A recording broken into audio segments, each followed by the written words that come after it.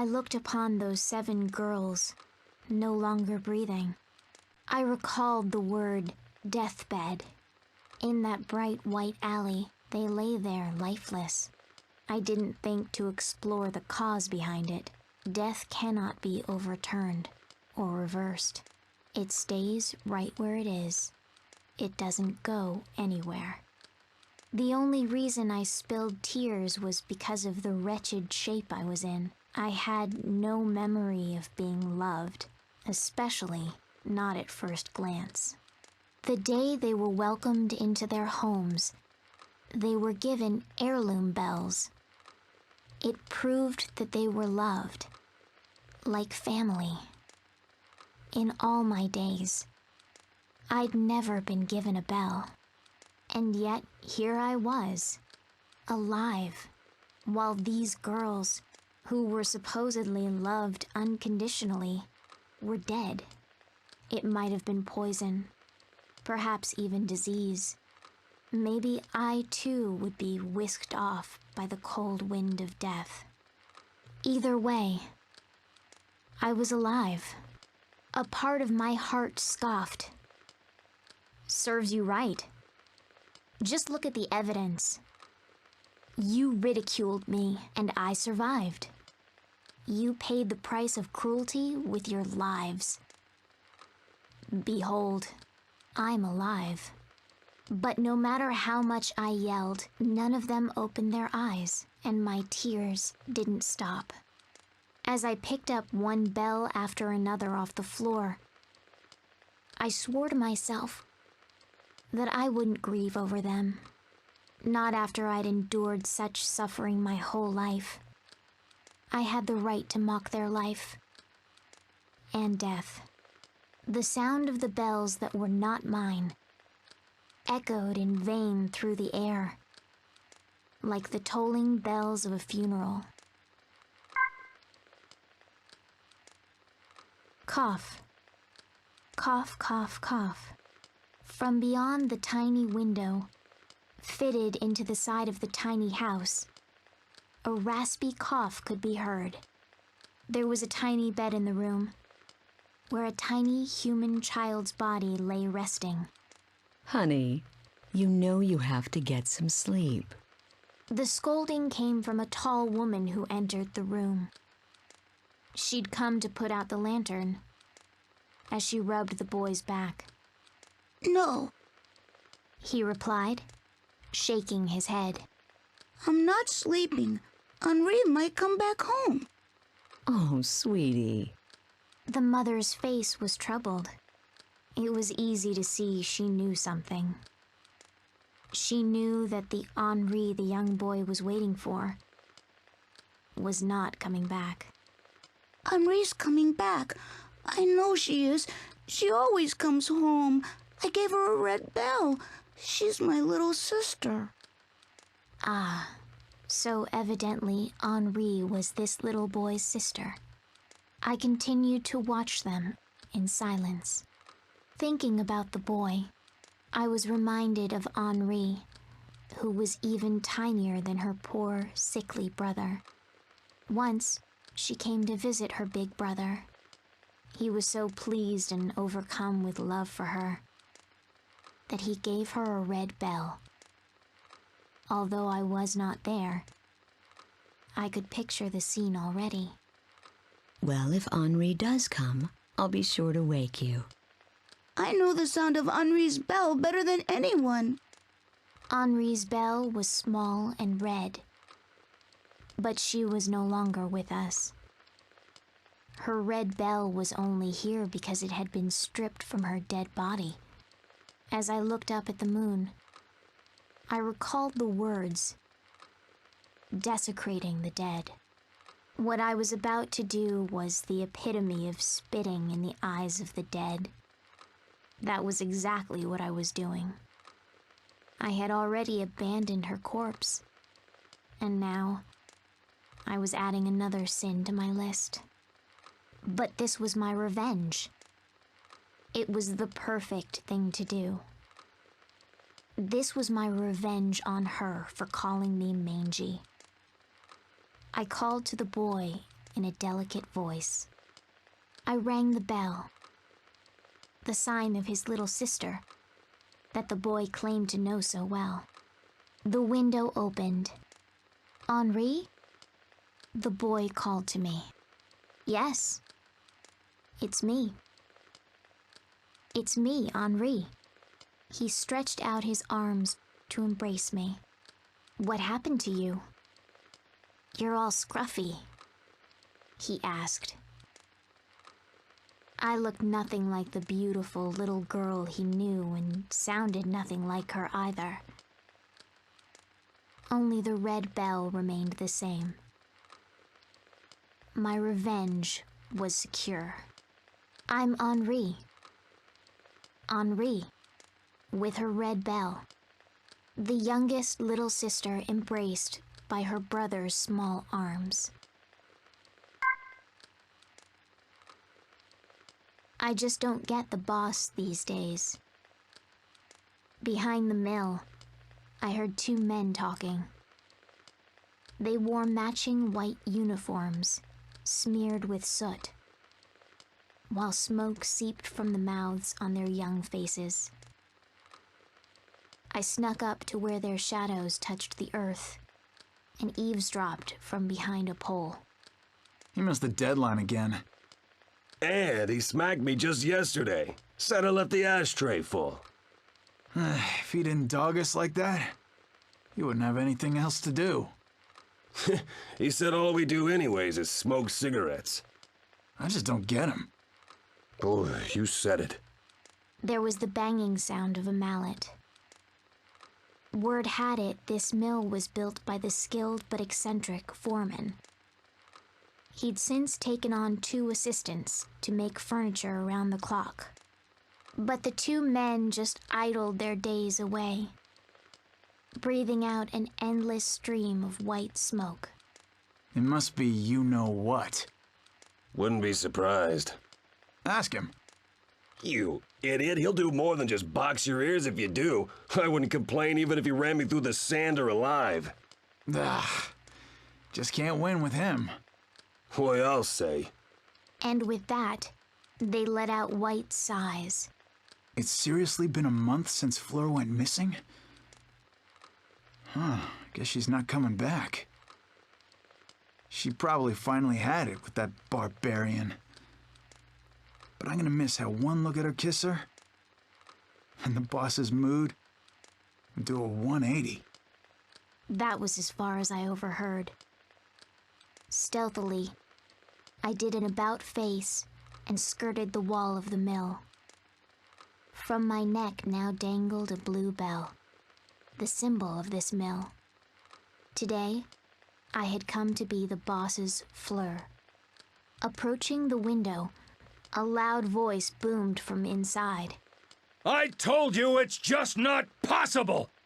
You're not making any sense, you dimwit! The sound of the receiver slamming down was coupled with wood being shaved. My ears stood on end, and trembles racked my body. The words, "run through the sander alive," danced in my head. No doubt it'd hurt like mad. I imagined it, looking down at the blue bell. Does it hurt more than death? Not having experienced either, I didn't know. But dying probably hurt more. At that thought, the trembling stopped. It must have hurt Fleur a lot. I can't do this anymore! This time, a piece of furniture flew out the window. Things were taking a turn for the worse. I couldn't control my shivers, and the blue bell let out a ring. The boss turned his wrinkled brown face in my direction and scowled. I thought he'd look right through me with his muddy gray eyes. I didn't have the beautiful body of Fleur at all. I was terrified he'd say I wasn't his lovely Fleur, and would run me through the sander right then and there. He suddenly swung his hand high. The palm of his weathered old hand was blistered, the skin like bark. I was sure he'd strike me. But instead, his hand came up to cup my face. His rough and powerful hand stroked my head so softly. You scrawny little thing. His gruff voice was more like a groan.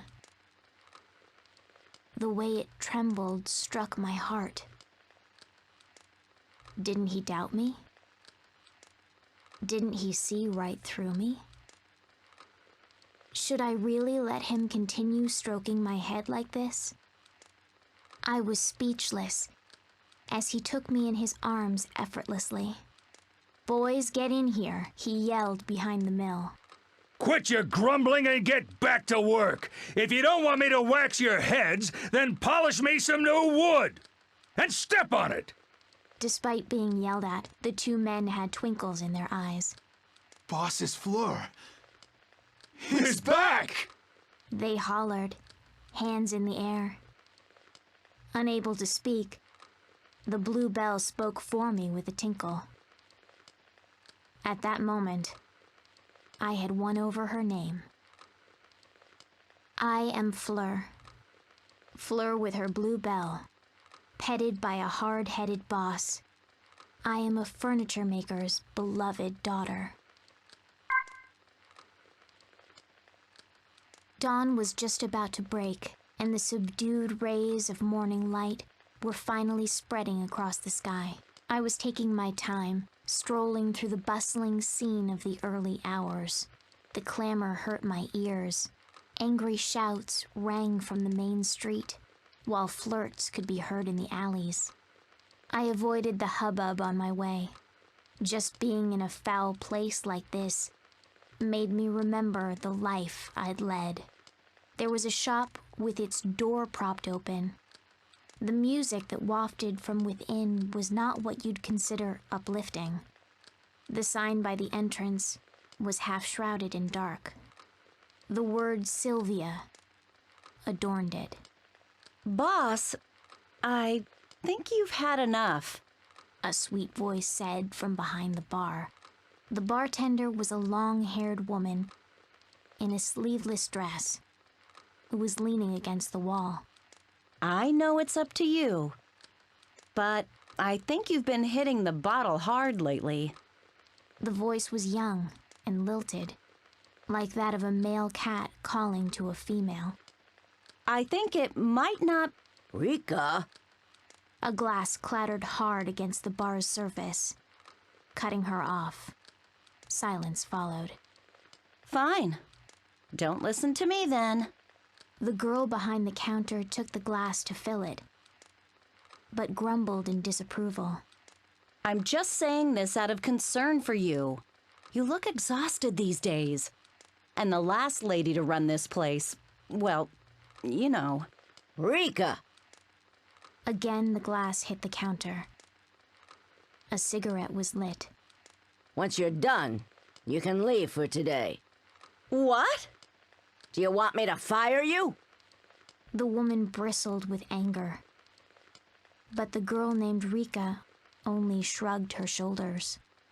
Don't say that. If you deserted me, I'd be all alone. The glass she placed on the bar didn't smell of the pungent alcohol. It was a white liquid. The last owner of this place died from alcohol poisoning. I don't want that to happen to you. See you tomorrow. There was the sound of high heels approaching. I darted behind the sign. Huh? Rika looked up and down the alley, bathed in morning light. Sylvia? I already knew who she was calling to by that name. Rika gave a heavy sigh, for the first time, and dragged her feet down the dirty street. It was only when she was finally out of sight that I made up my mind. I'd never heard how Sylvia had been brought up before she died. She was so shy and quiet. There wasn't much to say about her. She was the one girl I didn't hate. But now, I was going to steal her name. At first, I thought it was revenge. It had to be.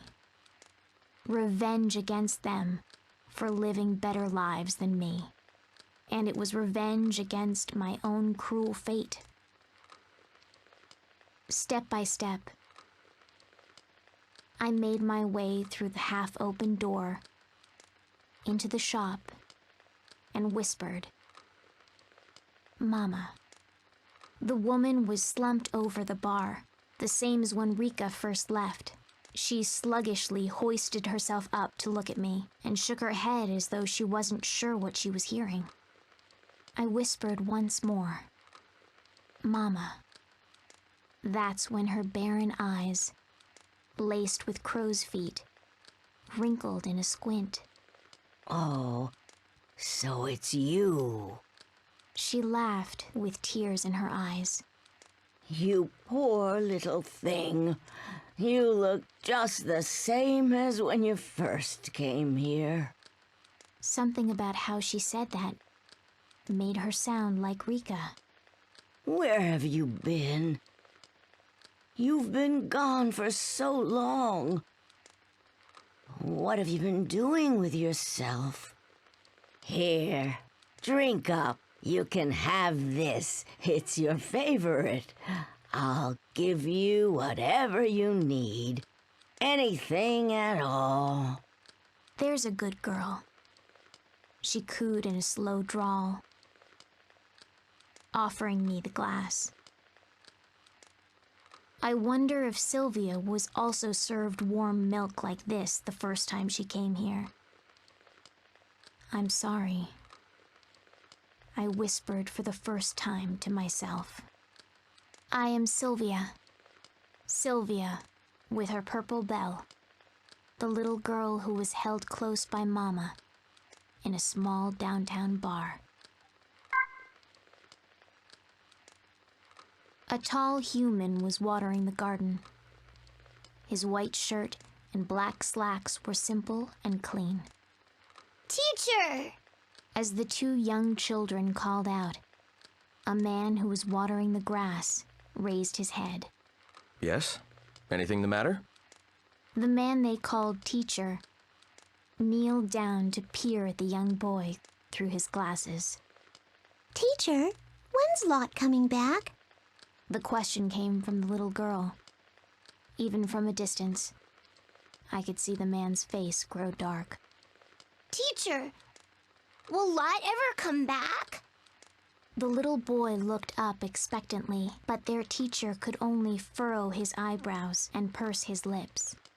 More children gathered, questions alight on their small faces. Their matching white shirts were tattered with use. I could imagine that Lot, too, had joined this circle with her signature yellow bell. The young children didn't appear to have parents. They lived in the big, plain house with the man they called teacher. Now, what's taking her so long? She's gone away before, but... The teacher murmured an excuse, but the children wouldn't be soothed. "We want to play with Lot again." Maybe Lot's sick. Maybe she's hurt. I bet she misses us. She must miss us. As worry spread among the children, the teacher asked them a question. Let me ask you, does it make you sad to think that Lot's lonely? Of course. We miss her. The teacher nodded and continued. Then, if Lot knew how you missed her, it'd make her sad, right? His voice was gentle. As I watched from a distance, I hesitated momentarily. I knew that the yellow bell that Lot possessed was from this orphanage, which was why I'd come. But I couldn't imagine that she really had a family in this place. Would anyone care if she were gone? Their worries now put to rest, the children returned to their games, but one girl lingered behind. A freckled girl with curly hair. But We're all... the girl mumbled, looking down at her feet. We're all still sad. Even if Lot isn't lonely. The teacher put his hand on top of the girl's head. I suppose there are some things that can't be helped. I know what you do at night. The girl blurted, looking at him hard. If you really felt it couldn't be helped, then you wouldn't be out searching for Lot every night after we've gone to sleep. The teacher quickly put a finger to his lips. Everyone's worried enough as it is. But now I'm more worried about you, teacher. The man simply nodded with a sad smile at the girl's words. I know that. And I'm sorry. Then, with the hose still in hand, he looked at the sky and spoke aloud. Between you and me, I'm not all that worried about Lot. I'm sure she'll still survive outside these walls. All that matters is that we all considered her family. I'm sure she wants to treasure those words too, because the family we made here is the only one we've ever had. As far as I'm concerned, we're Lot's family, and as long as she knows that, everything will be okay. And to be honest, I believe that Lot will return someday. Night came, and the lights in the orphanage winked out. I slowly crept out from the shadows that spread before the orphanage. The moment the teacher saw me, he stopped in his tracks. The light from the full moon completely transformed me. I rang the bell, knowing it was all I could rely on. Lot? Is that you? Yes. It's me, Lot. So then, does this mean you're ready to come back to our home? But of course. If you'll have me, that is. Back at the orphanage, the freckled girl was trying her best to calm the children who were crying from the teacher's absence. For days now, she'd taken his place guarding them at night. Holding the young girl to him, the teacher announced my return to all the children, to all the family. I am Lot. Lot with her yellow bell. A gentle member of this orphanage, with a bigger family than anyone could ask for. Everyone in town called the old writer who lived in this house a weirdo. The house was old-fashioned, and the walls seemed weighted with history. So little care and upkeep had been done to the place, it wouldn't be a stretch to call it a dump. The front door was always open, and not because it wasn't locked, but because there was no lock at all. Some would think that an invitation to burglars, but the place was such a mess that you'd lose all interest in stealing the moment you stepped inside. The house reflected its owner, an oddball, aged and in disarray. And this day, that oddball writer was laying in the middle of his hallway. For a moment I thought he was dead, but every once in a while, his finger would twitch, betraying signs of life. The bones in the back of his hands stood out, gnarled under paper-thin skin, but his slicked back hair looked young. The black framed glasses he habitually wore had stayed on, even after his fall. He'd probably worn those glasses so long that they were a part of his very being. And there he lay, weaving my way through the filth and the clothes and the furniture. I entered the house, and he didn't even notice. Bisk. He called my name in a gravelly voice. With each call, my body would shiver with surprise, and the bell would ring. It was a refreshing sound. The old man must have heard it too. He immediately leapt off the floor and turned his back to me. Not another step. The man almost spat out. I don't want you coming near me. And with that, he went back to the mountain of papers that buried what might have once been a desk. His hand never stopped moving as he scratched at his head. Believe it or not, he'd call out, drop to the floor, and do it all again. I was thoroughly baffled. And so I sat in the corner of the writer's room until night fell. The bell at my neck continued to tinkle lightly as I tilted my head. Can this man truly be Bisk's family? I came to check up on him every few days, but each time he'd act just as wild and nonsensical. When he wasn't throwing himself on the floor, he was completely immersed in his writing. Disturbed by his unnatural behavior, I tried my best not to allow my bell to ring, and so I stayed nestled in the corner until I finally heard the sound of a pen sliding across the desk. Phew. A loud sigh was immediately followed by a loud thud. He'd fallen backwards off his chair. Finally, finished. The way he breathed those words sounded so unlike his usual crazed tone. I lifted my head, and the bell chimed to him gently. With his back still on the floor, he let out a low moan. Oh, Bisk. Bisk, my dear. I was sure he'd yell at me to stay away again today, but instead he just lifted his thin, ghost-like arm and gestured to me. Just as I neared him, with my careful, steady steps, he suddenly grabbed me by the scruff of my neck and dragged me down with him. At first I went stiff with fear, but then I heard the beating of his heart. He gently closed his eyes and petted me. Ah, Bisk, is that you? You've gotten so much thinner since I last saw you. His bony hands were rough, but he petted me softly. As I sat there, unable to answer, the beating of his heart became softer and softer. He continued to coo at me gently. Finally, I'm able to sleep. His last words sounded more like he was speaking them from a dream. As the hand on me never wavered, I finally realized. My doubts were cleared.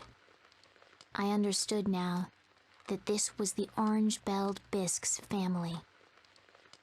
And as I gently closed my eyes, I could feel the sound of my own heartbeat, slowly melting free of its ice.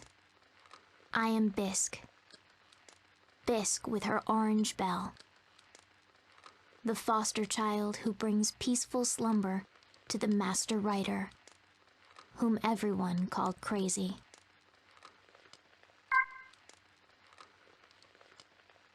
The silver bell wasn't a particularly outstanding decoration, but it did ring the most beautifully. I'd always wondered what kind of home such a lovely bell had come from. It belonged to an old woman who lived alone without relatives, in a large mansion I'd never seen before. Madam, it's time for supper. Thank you, dear. Madam, the lilies in the garden have bloomed. I've put them in this vase. What a lovely scent. Madam, it started raining. Allow me to close the windows. Yes, and draw the curtains, too. The old woman was waited on hand and foot by her servants.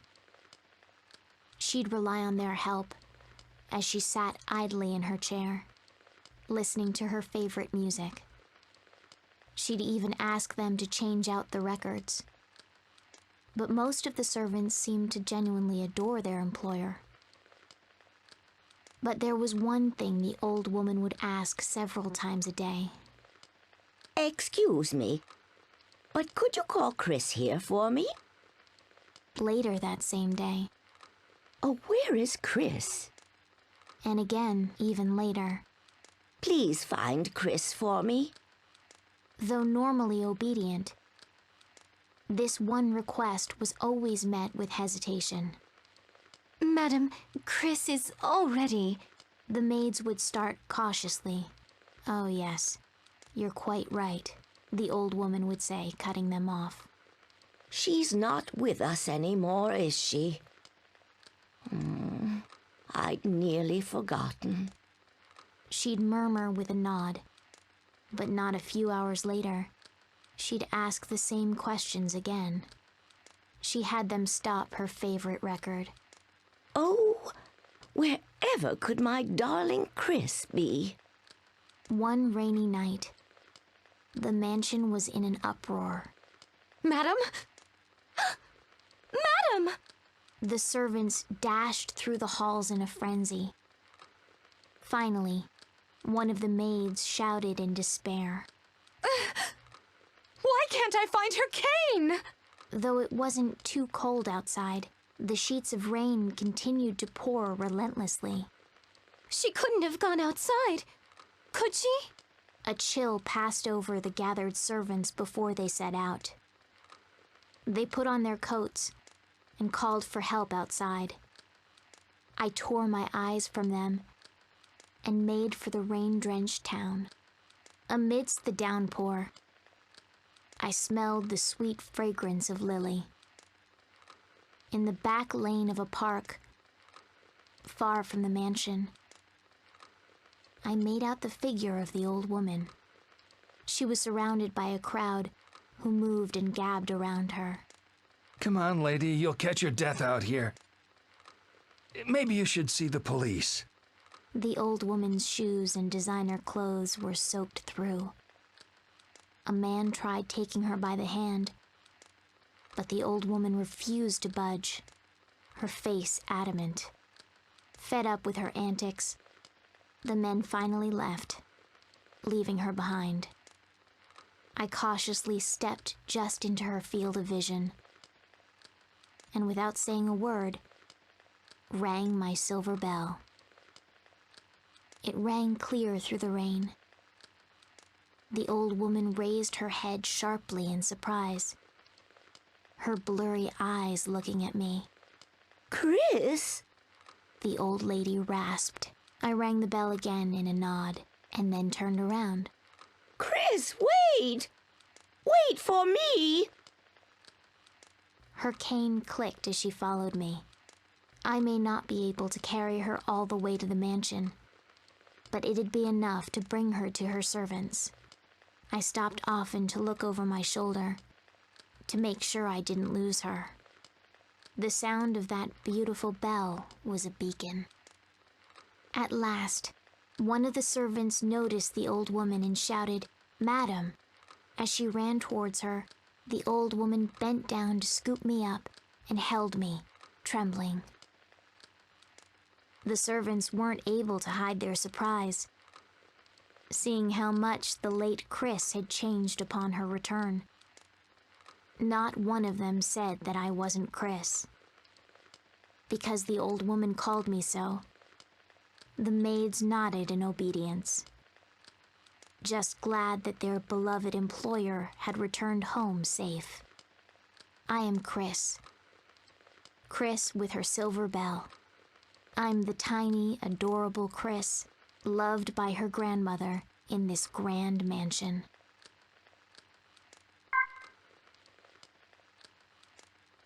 I've gained so much. Gentle hands and many, many new names. Mondays, Henri. Tuesdays, Fleur. Wednesdays, Sylvia. Thursdays, Lot. Fridays, Bisque. Saturdays, Chris. And for just one day, I'm no one else but myself. It was supposed to be revenge. Revenge for the deceased girls who'd led a better life than I. With vengeance and blasphemy laid to rest, all that's left is me, a lie. Before I knew, I began wondering about the future. When? Tell me, when? When will I fall in love? Once I find someone who loves me, I'll finally be given a name. Not just someone else's substitute, but a name all my own. That's what I decided. So then why? Why did I have to meet him? He lived on a cliff face that looked down on the town.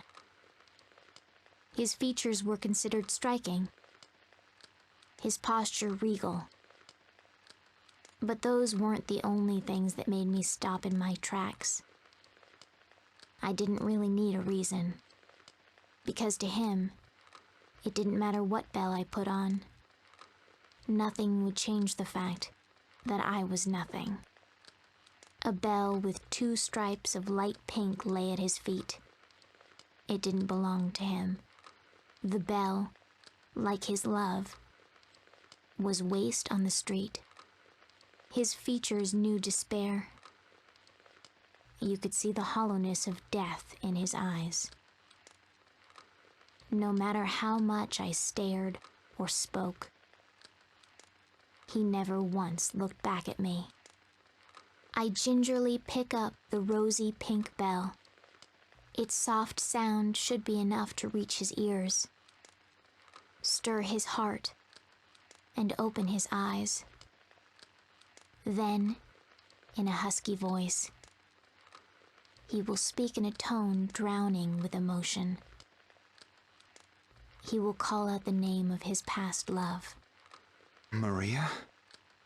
And I'll choke up with emotion and smile as I say,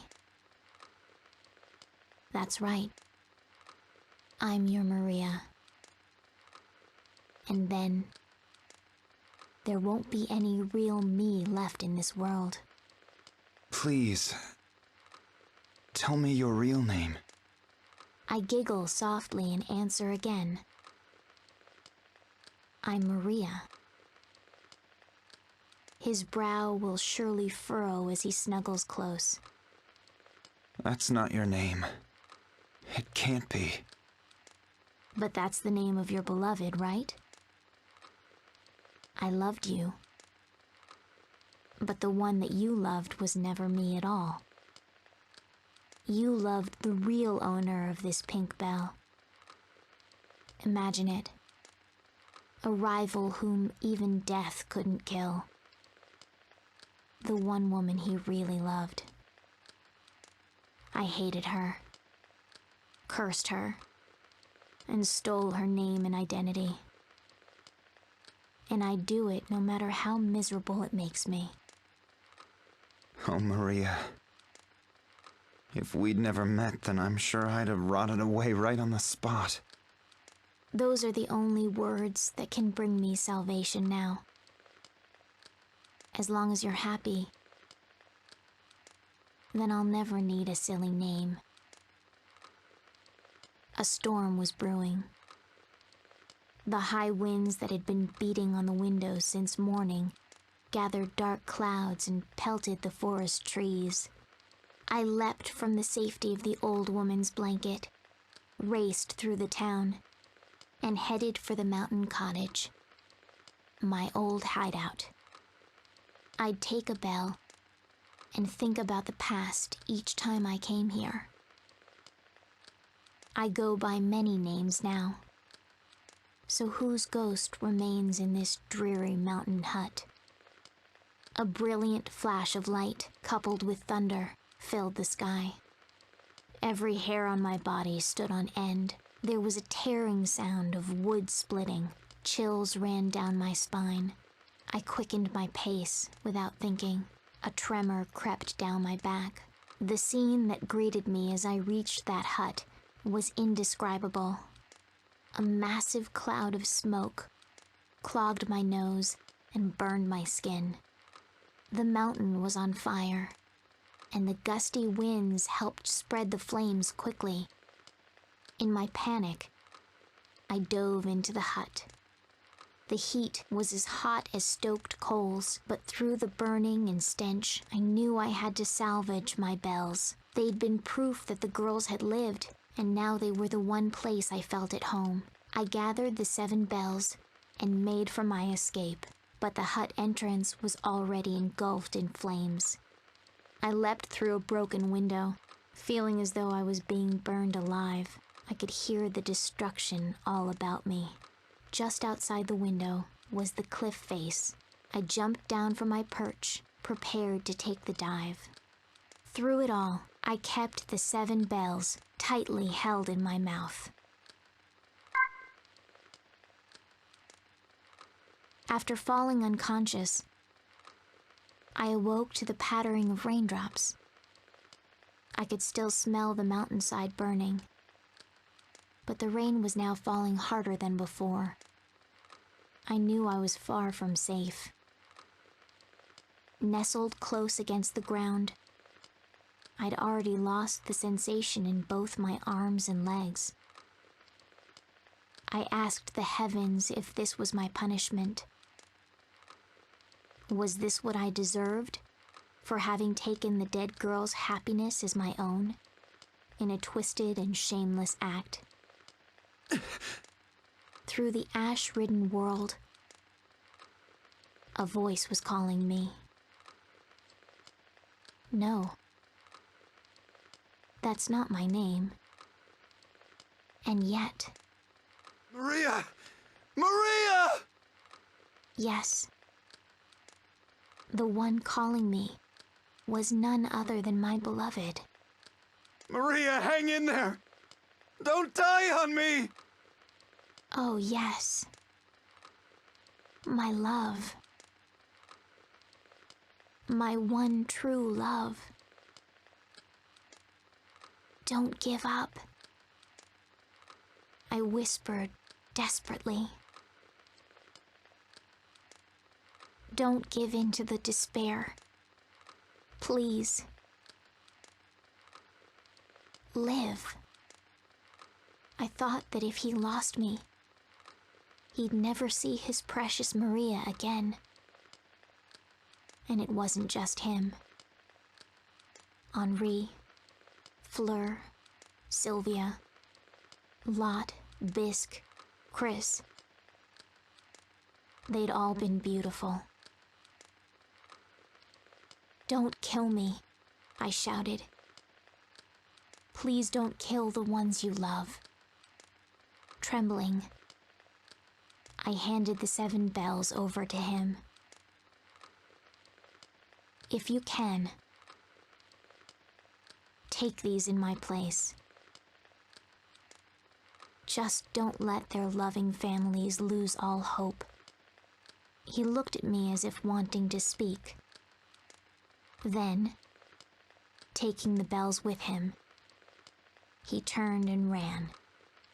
As his figure became smaller and smaller, it was eventually washed away by the rain. I tried calling his name, but couldn't form the words. If I managed to speak, I might make the mistake of telling him something I could never say. As I thought about how the cold rain would sweep away the fire, along with my soul, I thought of the last person who'd considered me family. I may not have been the one they loved, but I certainly loved the warm and gentle hands that touched me. I lied and desecrated the dead, all for my revenge. And yet here I was, crying, here on the brink of death. I'd come closest to those girls, and could finally, truly cry for them. After all, you know how it is. You must know, right? All you wanted was to live. The rain washed the mountainside gray, draining the light from everything. I was cloaked in darkness and rain. Then, I heard the faint sound of a bell ringing. At least I could tell that my ears were still working. I focused my senses on the source.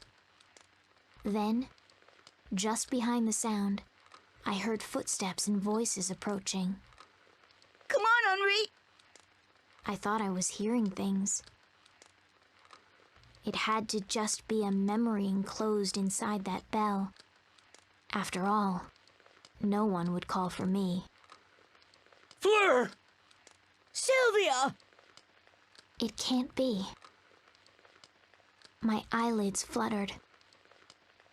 Why? From beyond the falling ash, I could make out figures. They circled around me. The boy, the boss, Mama. Lot! Bask! Chris! No, the children and the teacher, the master writer and grandmother. No. I tried to scream, but failed. No. Don't look at me. You'll see through my lies. Don't hate me. I was never the girls that all of you loved, We already knew that. was the reply from the one who used the 7 bells to gather everyone here. You snuggled close to me as I was wrapped in a warm towel. As you kept me warm, you dropped the 7 bells. We already knew that, all along. He sounded on the verge of tears as he kissed my cheek. Don't you see? The ones we loved weren't the ghosts from the past. His words forgave me. We all know you made up those lies to try and help us. No one else but you could have made us feel so good. Could bring us so much joy. It was all thanks to you and your 7 bells. I closed my eyes, the tears still streaming. I thought my life was just one lie after another. But no longer. I finally understood it now. My name will be the 7-colored bell. A name given to me by my loving family and friends. I am Belle, carrying my 7 colors. I was the most loved in town. I am Belle, and I was the luckiest cat in the world for having 7 names.